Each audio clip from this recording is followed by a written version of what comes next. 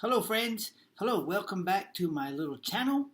Thanks for stopping by for the show. Always, it's so nice that you come by. Thank you so much for that. And today I'll wrap up my little series on virtue, and I'll talk about the why. See, life begins with why. There always has to be a why. W-H-Y. Simon Sinek, he tapped into this with his bestseller, Start With Why.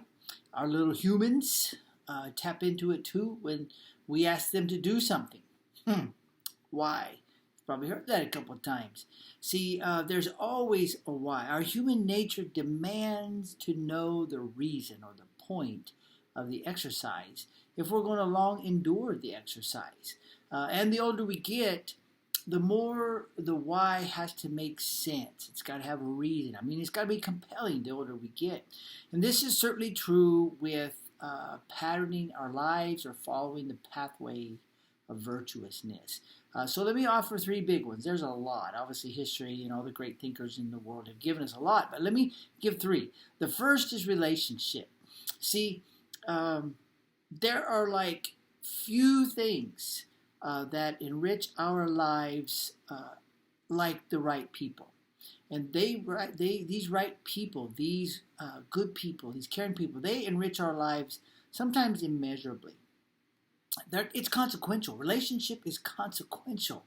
And so virtue, this idea of virtuous behavior and virtuous living, it's the oil that enables personality to coexist for a long time without a terminal state of friction.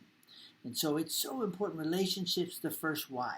Virtuous living, virtuous lifestyle, virtuous patterning, it's so fundamental to successful relationships, which are so enriching to us. The second why is our psychological well-being. See, a guilty conscience makes for a troubled soul. Guilt is a horrible bedfellow. Horrible bedfellow. Regret and guilt, they're like burdens. They're burdens that just get weightier and heavier the longer they stay unresolved in our minds and in our hearts. Angry and ugly exchanges in which we play a part, they exact a high toll on our peace of mind. And self-medicating is not the answer. Right? Whatever it is, self-medicating is not the answer. Avoiding regret is the answer. And the pathway of virtuousness doesn't leave us with regrets. Right? It does not. At the end of the day, we go to bed and our conscience is clear. The third why relates to sowing and reaping. All right? These are the big three. The first one is relationships, because virtuousness is the oil that reduces the friction of interpersonal relationships over a long time. The second one is my psychological well-being. I want a clear conscience and a quiet, restful soul. And the third one relates to sowing and reaping. God set this thing up so it always comes back.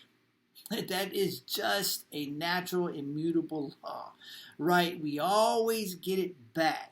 One way or another, our chickens are coming home, and they're going to roost with us. And this works in the positive and the negative, right? For instance, we mistake, I think, a lot of the goodness that comes into our lives as blessing, and we mistake a lot of the hardness that we experience as suffering, when in fact, those are probably not anything other than the boomerang. We sowed goodness, and goodness came back. And we made bad choices and did not so smart things, and hardness came back. And so this boomerang order of things, this is how God set this up, and it's for the believer and the unbeliever, the everybody, right? Everybody lives in this system of sowing and reaping, coming back. You put it out there, it comes back.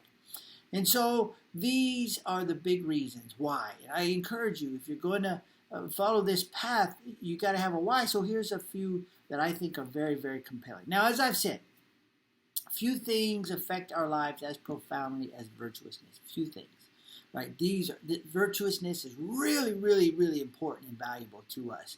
So please enrich yourself with these as often as possible. Follow these beautiful pathways of life to as much soul richness and relationship richness you can possibly find. And remember, fortitude is not simply one of the virtues, but it is the form of every virtue at its testing point. C.S. Lewis said that, and it is so profound.